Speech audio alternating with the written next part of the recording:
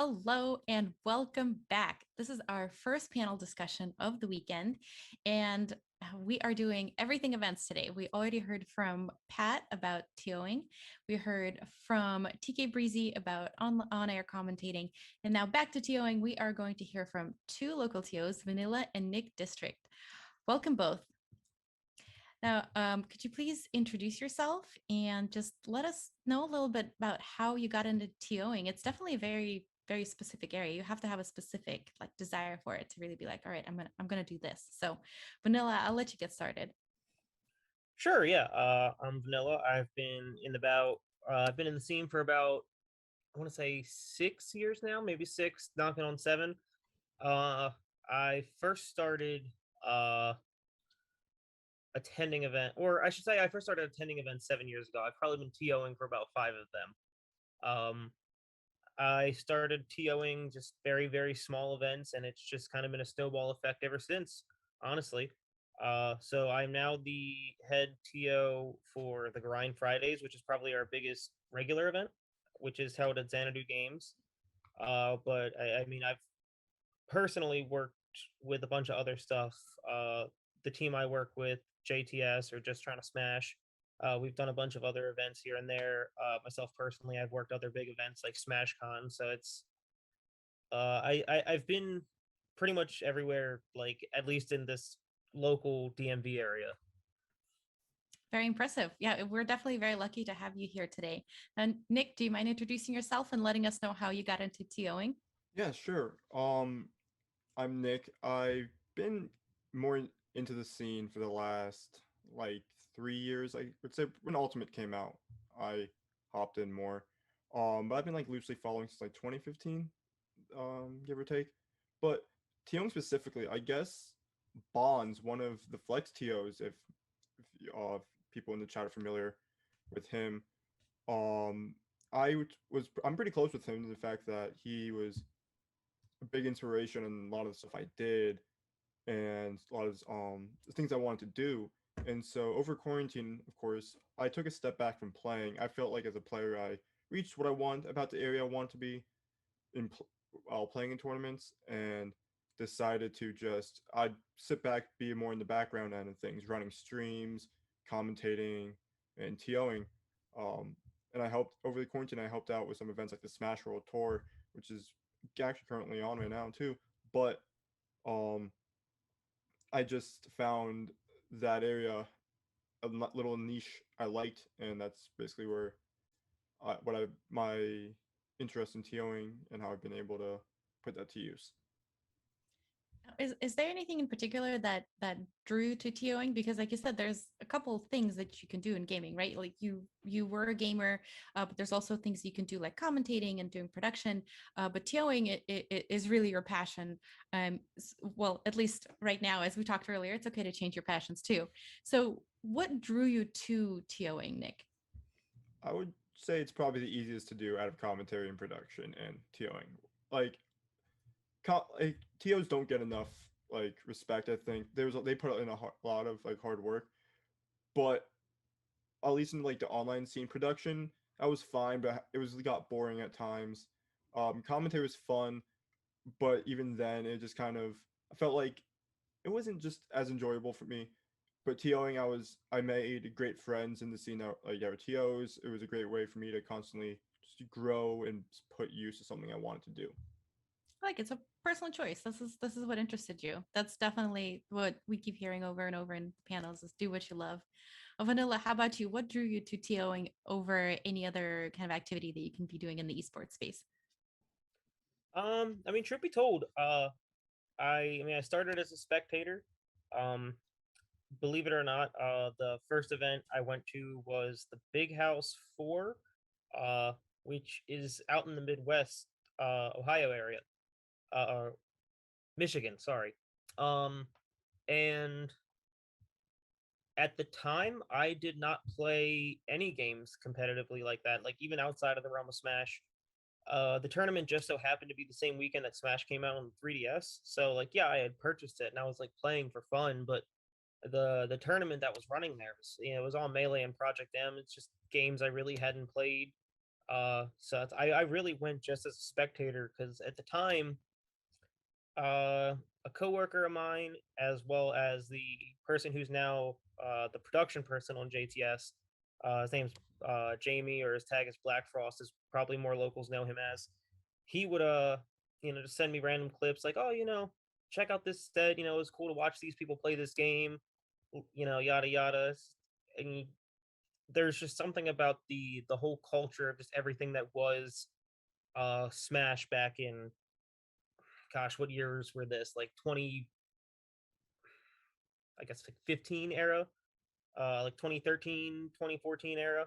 Uh, just watching all those videos and just kind of like seeing it all and being like, man, like these things exist. Like I had no idea like esports had even done that, especially a game like Smash. It's a kid's party game. So it's like, when he hit me up, like, let's go check out this tournament out in Michigan. I was like, to heck with it, why not? And pretty much ever since there, it was like I started out as competitor spectator for a couple years. The only reason I started JTS series was uh, back at the old Xanadu venue. It was so packed at the release of Smash 4 that oftentimes when you have a rotation of single player games with Smash, it's usually between three, maybe four people at the most, taking turns doing single player, 1v1s. uh it was to the point where there was like 5 to 6 people per setup. So you would come in, you would pay your venue, you'd pay your entry. If you were new, you probably went 0-2, lost immediately, wanted to grind out more, play more sets, but there just weren't setups available. This was long before any venue had enough money to even purchase setups. So it was all like community driven. Like you're bringing your setup, you're bringing the monitor, just the whole thing. And just you couldn't play games. You basically come, drive an hour to get there, wait 3 hours to play two sets, and then go home. And you spent money on that, and it felt like crap. Like I loved the venue, I loved the staff, I loved the people, loved the game. There was nothing that really could be done about it. The game was just more popular than what we could facilitate. Uh, so my thought process was, man, I'm tired of getting my butt kicked by these people who have been playing the game for like 8 years longer than I have. Why don't I throw a tournament specifically for the people who are losing a bunch like me? So I like personally invited a bunch of people out to just this little office building that I would rent out, no bigger than like your average bedroom size. And just we would host super small tournaments. And just ever since then, it was like, oh, I guess I got to do this again because people liked it. It'll be fun. And from there, you just kind of go and go and go. What's the next? Oh, what can we do to make it better? Where can we move to have more space? What can we add? It's just been snowballing ever since. That's a really great look into how it started. Now, tell us more about what all TOing involves, because when I hear tournament organization, that sounds very broad. I have no idea, if Yeah. you haven't been on that backside, you don't know what it means. So, what are some of the things that go into it? Nick, do you want to start us off? I can speak from a online perspective. Um, a lot of it is mostly just you're kind of like the head of everything. So I'm speaking more on a smaller online tournament level because I do know there's just a lot more like things being turned in a bigger scale tournament. But at least like on the small level, a lot of it is basically just run by like a few group of people that I got most. Um, and it goes like, for instance, like you see the tournament, a lot of it is just advertising too, especially because during the quarantine series, quarantine year, there was a lot of tournaments going on at once. Everybody wanted to cash in the best way they can on it, which was hosting tournaments. So you're constantly competing with it. So a lot of the big thing was advertising. Um, and you need tournament organizers needed to find people, for instance, that were like able to commentate or like stream runners, and then you had the because Nintendo Online is Nintendo Online. There was a lot of lag tests, so you had to be ready to hop into those. And then Smash GG, the main website that we use for all like online, actually just in tournaments in general, is not very great in the interface department. I know Vanilla is nodding a lot there. It's not the greatest. And so a lot of people have It's problems also with it. not the worst if you could believe Yeah, that. we've had worse alternatives, but it does the job with problems. And So you had like a lot of correcting small mistakes and stuff, and just generally just trying to make sure that everything runs as smooth as possible. And yeah, it was just a lot of like small things. Once again, like I said, lag testing, advertising, seeding, make sure everything runs smoothly, making sure losers happens. Just there's a lot of stuff that goes into it like that. That's a really good preview. Vanilla, how about on the IRL event side of things? Or if you want to comment on online events as well, what does a TO do? Like what is your job? Well, I think Nick hit the nail on the head when he said, just kind of doing everything and overseeing everything and make sure it gets done. At the end of the day, like my team, the JTS team, it's like, I've got people for all sorts of different roles that fill those roles, which pretty much is everything that needs to be done for a tournament. But at the end of the day, if something's going wrong, then it ultimately has to fall on someone else to do it in place, or just kind of put it all together. Um, to that point, though, I think the term TO has kind of transformed into not really being a tournament organizer anymore and more just like tournament staff. I've noticed a lot of people will say like, "Oh, I'm a TO at XYZ," or "I'm a TO for ABC," and it might just be that they run pools or run brackets there, and that's definitely a part of it. Calling matches, making sure that the players are where they need to be, playing who they need to be when they need to be playing it. But it's it's one part of the whole moving machine. So it's I think what Nick said. There's organizing the event. Like what is it? Like what is our demographic? Who are we catering to? Who do we need to advertise to? What are the incentives? Why would people want to come? How are we going to make sure players are having fun? Uh, and from there, it's just facilitating all those things that you need. So chances are, oh, we need some kind of production company, a stream, VODs, well, who's going to do that? How are we going to make sure it gets done? Can we make sure that it's cost effective? Or are we willing to dump money into this? I've definitely run several events where I've gone negative, but not really complained about it because it was one of those things where I wanted to spend the money to see it happen. But it just overseeing things like production, seating for the event, making sure that the players are in a safe environment as well. You're not bringing them out to Ted's back alley tournament or anything, and just keeping the players in a place where they are having fun. I think is the biggest thing. At the end of the day, if the players aren't having fun and they aren't enjoying their time there, if you want to look at it from a business perspective, they're quite literally paying you to get pissed off, and that's not okay. So as a TO, you want to make the experience enjoyable for everyone, and that, especially in an in-person event, does require a little bit of intimacy with just kind of getting to know the players a little bit, to the point where it's you're kind of like on a hey, hello, first name basis when you see anybody really. And it also turns into, yeah, you can be a tournament organizer and you might, you might run like a small event where it's not as important to do this, but when you start running bigger events and you're getting bigger audiences, having that connection to all your, they're basically patrons at that point, the players who are paying to be at your events, you kind of have to like get to know them in a way where you're almost becoming like a community leader role. Um, and at that point, it's like in a weird way, yeah, you could say a tournament organizer is just someone who hosts an event, and it could be true. But for a lot of us long-term TOs, being that also somewhat means being, just trying to think of the word, but you want to present yourself as a role model for the community as well. So it's there is a lot to it. I think a lot of people will hear, oh, TOs have it so hard, but then they'll have like the kind of sarcastic response about all you really do is call matches and seed a bracket. And on paper, it does look that simple. But It's not that simple. It's not there's so simple to many put on an background event. factors. Yeah, I mean that's all the work that I'm doing that day, but all the Mhm. works that I did the weeks prior, that was the hard part. Calling the matches was the easy part. So Absolutely, absolutely.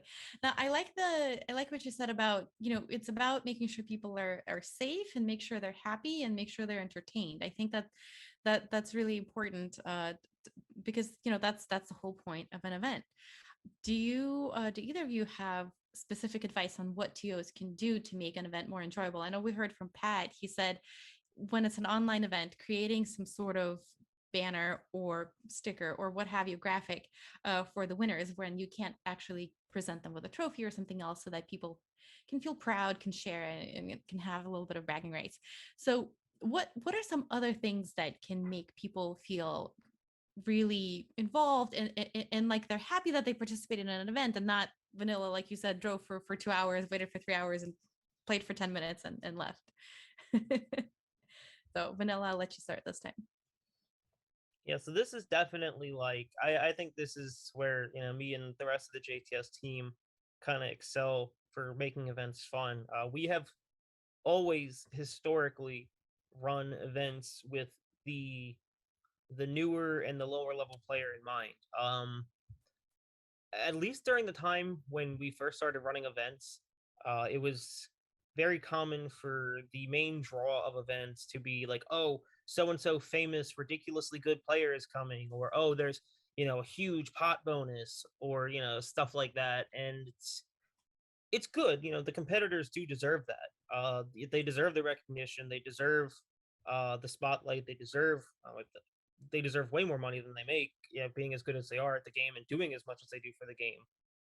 But as like your local O2er, I don't care. I'm not making that money, so like that's not a draw for me. And I might not be a huge like fan to the point where it's like, oh, I want to meet this player in particular. It's like I might enjoy their play, but I might not be like, oh, I gotta meet them kind of thing. So it's like so and so famous player being there or big money incentives. They don't mean anything for a lot of players. Yeah, it's sort Um, of a nice bonus, but at the end of the day, you're there to play. yeah, exactly. So one thing, so with JTS in particular, even when we started going to more monthly events and doing it more regularly and having open invites, we actually only hosted what's called Arcadian events for a while, and that means if you were on any local power rankings, meaning like you were like top 10 or top 20 in like your state or region, you weren't allowed to attend. Like you could come through and hang out with people, that was fine, but you could not participate in the tournament. Um, and to the same point, also with our tournaments, we specifically didn't charge a bracket fee because we didn't want people playing for money. We wanted them playing for fun. Another draw we did was because it was all about players just trying to play the game, hence our whole name. Uh, we actually, and I still can't believe we did this back then. We actually recorded every single individual tournament set for the sole purpose of players having the ability to go to the tournament and no matter how bad they did, go back and watch their material and learn and get better. Um, Eventually, once we got to bigger events, that was no longer feasible. When your events are like 20 to 40 people at most, yeah, we definitely could do it, but once you got to like the 80 plus, it's just no, we can't do this anymore, you know? Absolutely. Um so one of the big things that we did, at least back in the Smash 4 days when the tournaments were a little bit smaller, you could your common tournament format is double elimination, meaning you play until you've lost 2 sets and then you're out. We tried doing, or actually, we did do for a very long time in Smash 4. We did round robin pools into a double elimination bracket, so that guaranteed every player would get 4, 5, 6 sets before they're out of the bracket, which does help them feel more included. And then on top of that, we started doing what's called redemption brackets, where it's, oh, well, if you didn't place well enough in the main tournament, you actually qualify to play in this other tournament. And, the fun little incentive there was, well, if you win that other tournament, next time you come, you don't have to pay. It's free. So we personally have went out of our way to make more events for the people who are not the best players. The best players are catered to already a lot, and I think they deserve. They absolutely do deserve what they get. But at least from the era where I'm from, there wasn't really anybody looking out for the little guy. So catering to those players, especially when you remember they're more than half of your audience by a lot, uh, it Yeah, really helps. most people are not professional players. So Yeah. So absolutely. yes, it really, really helps them feel included. And I think going back to that point about being TO, especially in an offline sense, you kind of have to learn to have these, uh, like learn to be a little bit closer with your crowd. And doing stuff like that does help because it's you're seeing people play more often. They're playing more often. They're meeting more people because they're playing more people. They're having more opportunities to grow, socially, even outside of like the realm of Smash, because they're literally being forced to interact with people. I noticed that a lot of people, especially now, are kind of shy to ask for even like friendlies sometimes.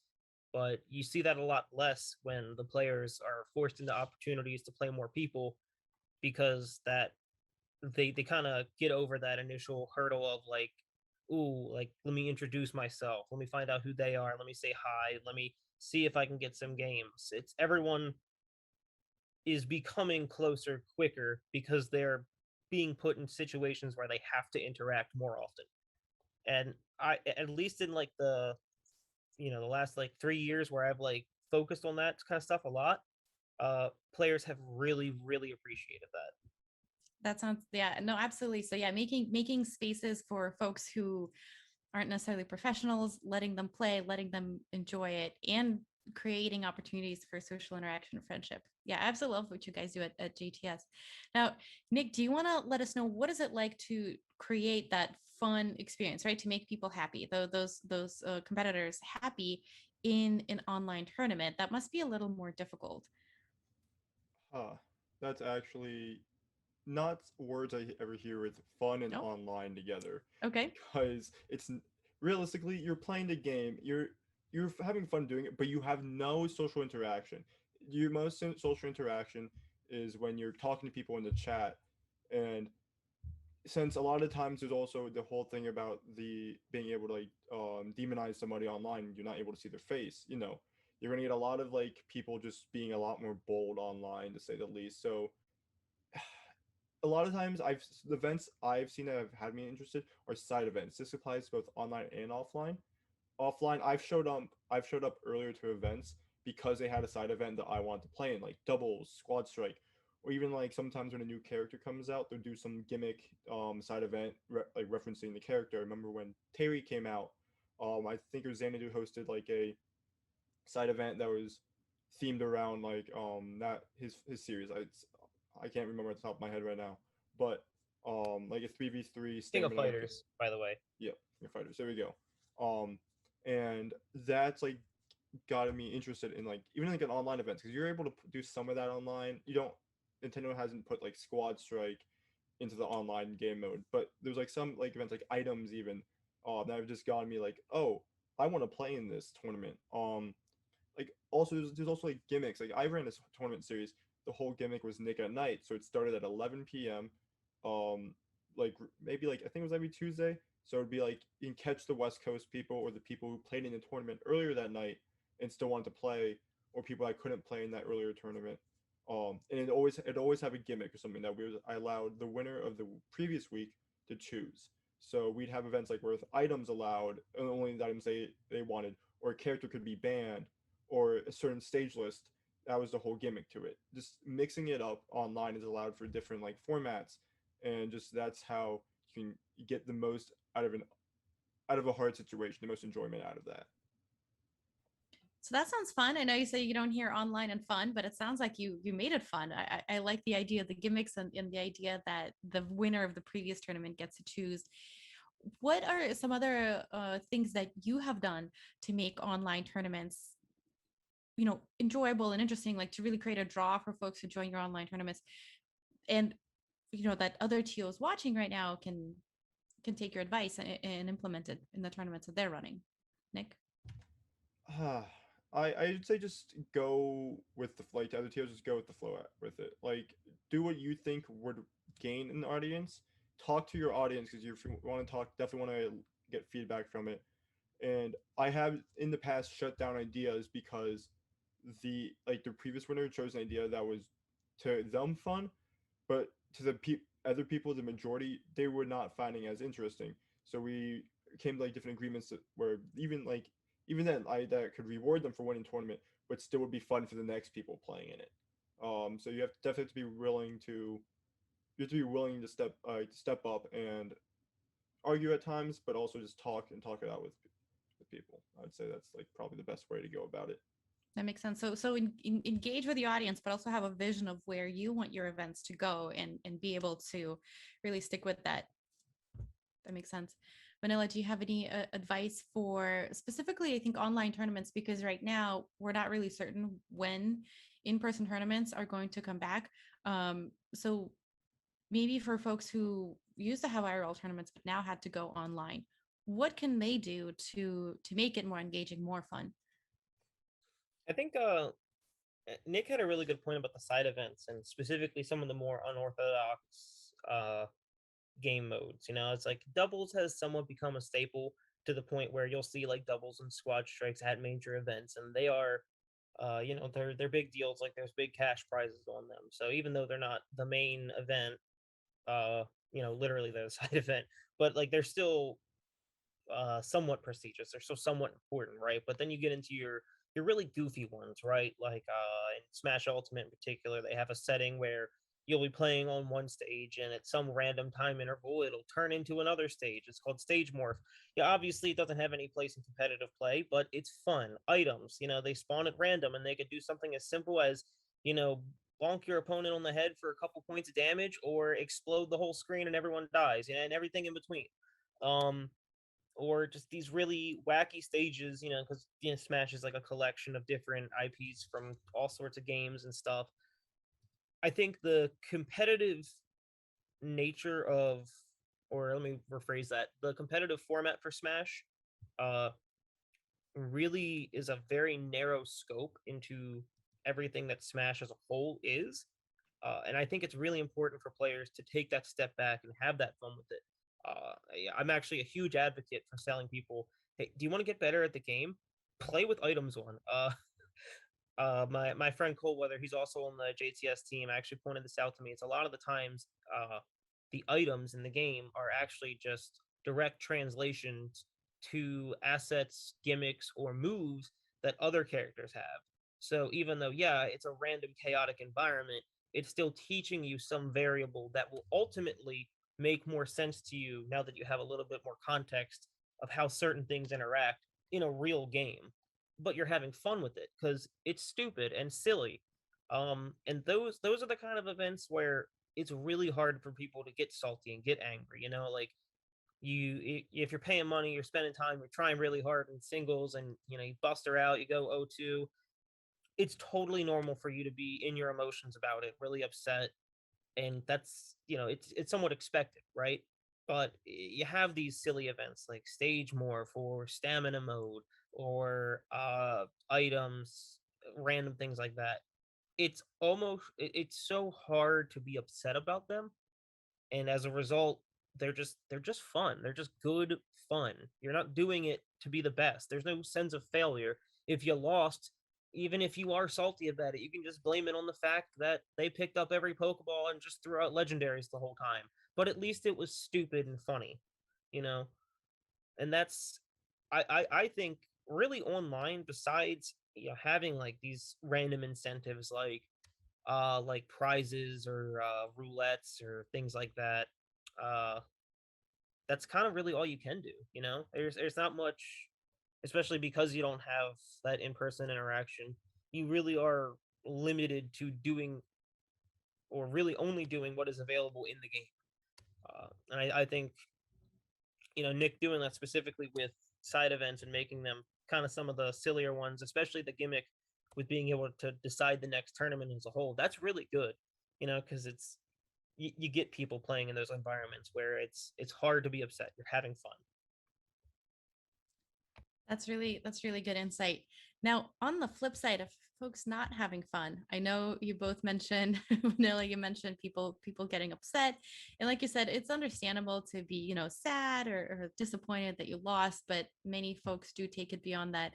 And Nick, you so tactfully put it as people being bold, but I think we can call out for what it is and say people are quite toxic online. So what is it that you do as a tournament organizer to keep your competitors safe from that kind of toxicity and that kind of negative behavior? So Nick, I'll let you go first. In an online environment, you can really only do so much because realistically, you can. What we do is we get like a one strike depending. What I did at least was you go one strike depending. At least if it wasn't like super bad, it was just them calling them dumb or something. Be like, hey man, calm down. Just a game. Take a step back. Whatever. Next time they're not going to be so easy. But if you're just like the slurs being thrown around, no, no, getting that person out of it as best I can. But that can only really do so much because with the thing on the internet, I can only stop it from like when I'm in like interacting with them, interacting with the person like in between as a third man. The because the person can still go out of their way to attack them like in a different DM or something. I can't stop that, but I try to like, the best I can stop from at least what I can see. So I would typically do like I said the strike system, and then that typically did at least do some work, but getting the person out as a whole and then just telling the person to block the other one was typically the best thing I could do for like that situation. So do you allow competitors to report negative behavior? Because like you said, if you're interacting with the negative person, you can see it. But if it's in a DM or maybe a chat that you're not monitoring at the time, do you have some sort of system where other competitors can report a bad apple? Typically, yeah, they I've had experiences with someone has like gone out of their way to just be toxic to someone like in private DM, and typically they tell me about it, and I would be able to like tell other TOs because once again, at the end of the day, all the online stuff is being ran by a bunch of individuals. So just being able to communicate and be like, hey, watch out for this person. And it did help that later on we did get a more universal like ban system. With because there's a TO named Cagged who lives down in Florida right now. He wrote a document and it was constantly added to that was a universal ban list. And typically with most at least with most people he'd include like why screenshots and like Twitter like tweets of why they were banned. And then later on, Smash GG about a few months ago added a block player system that prevented a player from being able to be enter the tournament at all. And he imported it everyone on there into the system so that way other TOs if they wanted to could add I think it was 270 accounts last time I checked. It was a lot of accounts that have been banned um, to just prevent the best we can like this toxicity. That's really great because like you said, if it's a bunch of events not necessarily connected to each other run by different individuals, it's really important that the TOs communicate and say like, hey, this person was super toxic. And that way you're getting that person more out of the community rather than, okay, well, they're out of my tournament, so it's no longer a problem. Right. That's really cool that y'all got together and made more of an organized, concentrated effort. That's great. Vanilla, what about you? What do you do in online and IRL tournaments to really cut down on some of the toxic folks that might attend? So I think what Nick was talking about with online is really kind of all we can do. At the end of the day, uh, so there's something that people do called alting, where they sign up with a tag that's different than their own. I might sign up as maybe I'm not vanilla this week, maybe I'm chocolate next week, but in like a real life setting, technically alting is like a DQable offense, right? Now there's sometimes like for example, I know Nick one time when he was playing locals, he signed up as Steve District instead of Nick District. So it's like obviously we know it's him, right? And there's some times where like alting is just like funny and charming and it's whatever, right? But then there's people who sometimes will purposely change their tag so that because they're a new player, they'll have worse seeding, meaning they're playing better players sooner, meaning they could play someone first round that would normally be someone they don't play until like 6 rounds later or something crazy like that, and now they're just advancing because the rest of their bracket is easier, right? So they are effectively not just stealing a seed from someone like a higher seeded player, they're also putting that player usually in a loser's bracket and kind of ruining the experience for someone who might have signed up for this event just to lose to top player number one and then immediately top player number two. Um, but in an online environment, that's really hard to prevent because, yeah, obviously there's no real identity verification on Smash GG. So at the end of the day, anyone could just make an alt. I think actually some of the players, uh, I guess I'm not sure how to talk about this topic. So last summer there were a lot of players that ultimately were banned from either their online or their local scenes, and some of them did all for online events. But just everything that had transpired that summer with just players all over the world kind of got a lot of the local TOs in our area really concerned because especially some of those folks were from Maryland, Virginia, and even if not, we host so many big local events. We have like Pound, Glitch, SmashCon. They're all like international events. Um, it immediately concerned us because it's like, okay, COVID era. It's like whatever. We're all inside. No one's gonna get hurt, But when we come back, this is gonna be a big problem because like there's all these people that were doing some honestly very awful things. So I grouped together a bunch of the people that I had known from the area who I thought either would provide good and valuable input on, I guess, like social work like advice, as well as a lot of the TOs to create what is now known as the Player Safety and Ethics Committee, or PSEC. And the entire purpose of that was to create a concise but uh, a concise set of like code of conducts to adhere to at events that tournament organizers could sign on to so that they wouldn't necessarily have to just have their own rules at their own tournament. It would be something that would be a little bit more universal, and because it's something where a lot of local TOs are communicating with each other directly, we had the ability to talk about, oh well, we had to do this for one player because they were doing XYZ. And another big thing that we opened up with that is like it's an anonymous tip line. So there were a lot of things last summer where people did not want to report that other players had been uh, exhibiting some very bad misconduct because they were victims of some serious things, and they didn't feel comfortable coming forward.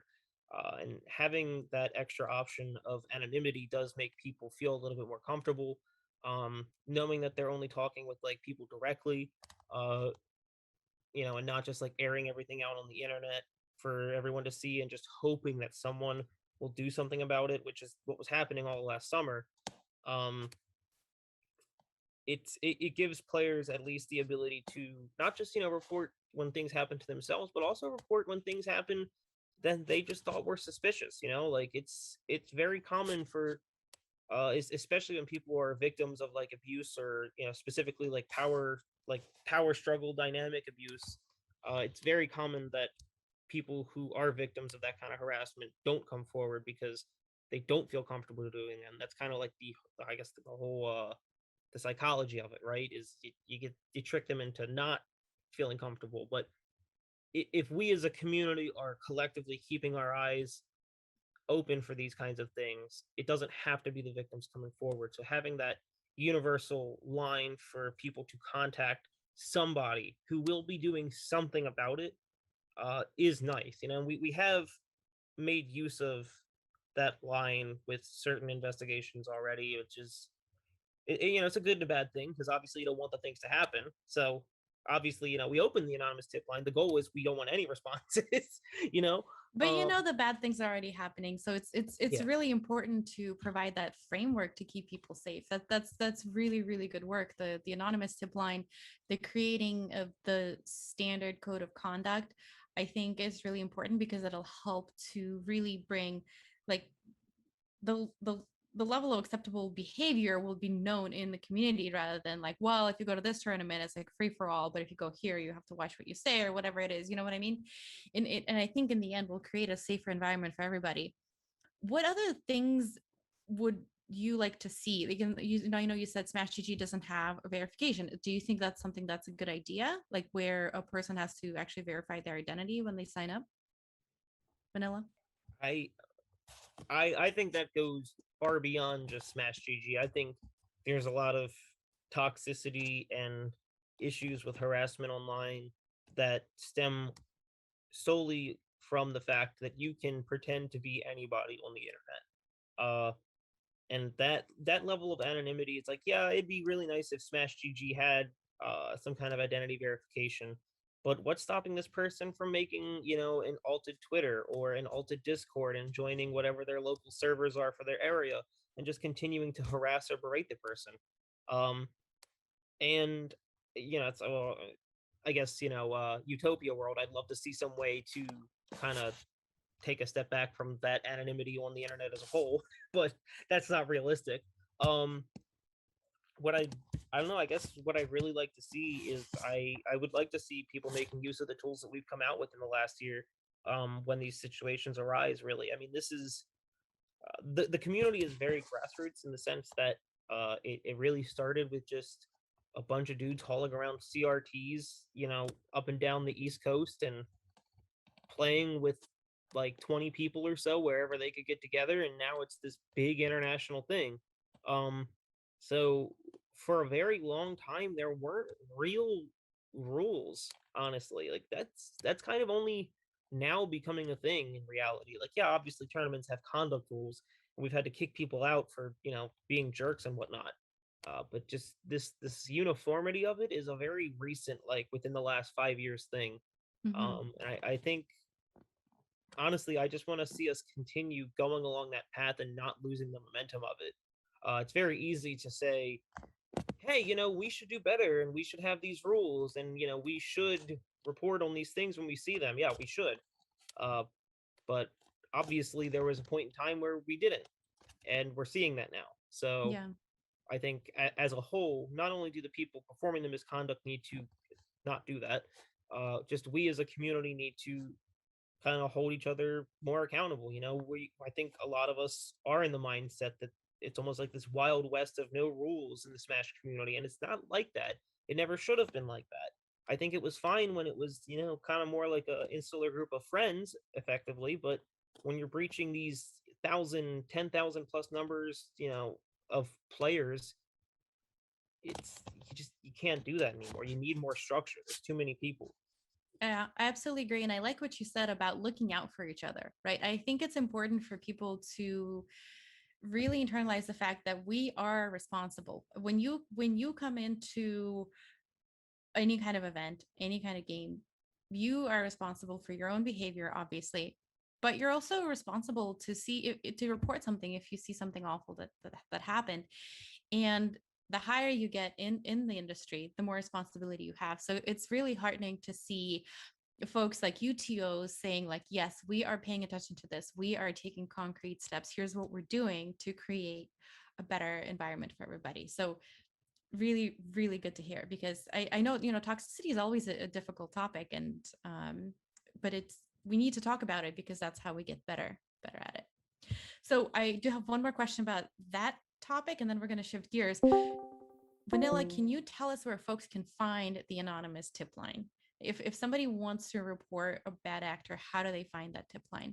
So I think the best place to go, and I want to get the exact URL here. Um, if you're familiar with what they're called online, it's cards with two R's. They're effectively like online business cards, and the Player Safety Ethics Committee has one that has all things like contact means such as our tip line, as well as just other kind of documentations and information about what they do, so that people could. It's not a very closed thing. Like our code of conduct and our policies and everything. It's all very public, and we want it to be that. The easiest way to access all that information is the URL is MDVA PSEC. So obviously Maryland, Virginia Player Safety Ethics Committee .card with two R's. So CARRD .co. Um, and I don't know if there's like a chat. Oh, there is a chat. Yeah, I can just drop that in here so that it's a little easier for you to see. because URLs are weird, not easy to Absolutely. speak.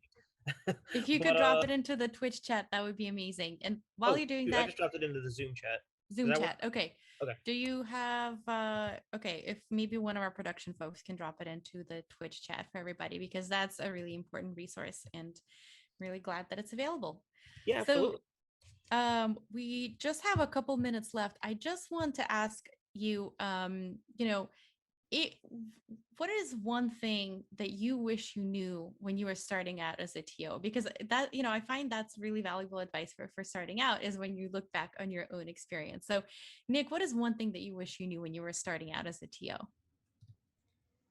It's not a very, what's what I'm looking for? Thankful job, I guess. There's definitely a better word. You're not going to get a lot of thanks, recognition for it as much as you should. And I wish I did know, like, that definitely some nights maybe you would think, is it really worth it? But it definitely is at the end of the day. You're not always going to get the props you deserve, but it's definitely worth it still. That's good to know. Yeah. So sometimes it feels thankless, but you're doing it because you love it. And, we're here to recognize you, obviously. You're here on our panel and we love hearing from you. How about you, Vanilla? What's one piece of advice that you wish you knew when you were starting out? Well, they are really similar to what Nick had said. How he mentioned it was somewhat of a thankless job. Um, which at least in a local scene, I do feel a little differently about. But he you are going to make mistakes, or you're going to make somebody upset pretty much at every turn. No event is perfect. No event actually caters to every single individual person. As someone who went out of his way to strive to make that the case, it is just not possible. You will not please everybody, and you have to be okay with that. You have to be okay with flopping and failing and having events that just don't take off or do anything, and yeah, you have to be okay to fail. And the other thing actually is you have to be okay with not getting recognition. So when we ran SmashCon, for example, it was actually myself and File and Raffle all worked on that, and it's funny because on like an international scale, people don't know who we are. When you're a top player, everybody knows you because you're good. When you're a TO, nobody knows you if you're good because nobody's complaining about you. If everybody knows you and you're a TO, you're either leading Uh, like a consistent major, like you're like Tantalus or Bear or something, or you Champ or stuff like that, or you're just doing a really damn good job, and no one has anything to say about you, and that's the best. The fact that not a lot of people know who I am, it's actually a great thing. It's almost like, oh, then I must be doing a good job. Like, so, uh, don't do it for the recognition, because if you're doing your job right, you probably aren't getting any, and just don't. You can't please everybody. Those are my two biggest takeaways that I wish I knew back then, because I would have stressed out a lot less. well, that is both of those are very, very important advice from Nick. Do what you love, and from Vanilla, persevere and be ready that it's maybe sometimes you fail and sometimes you don't get the thanks. So absolutely, that definitely makes sense. But thank you both so much. This has been completely enlightening because I think many folks don't know about the TO side of things. So this deep dive was definitely very helpful. We really appreciate the work that you do and being here to share your advice with us. Thank you so much.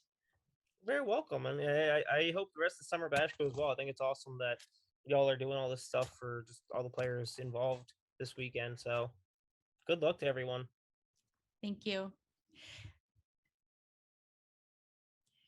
And so now we will go to a quick break. And after that, we will come back with our panel, which is going to be about Children's National Hospital. We're actually going to be hearing from Dr. Kevin Cleary about the hospital and the partnership with Game Gym. So stick around for that. It's going to be very interesting, and we appreciate you being here.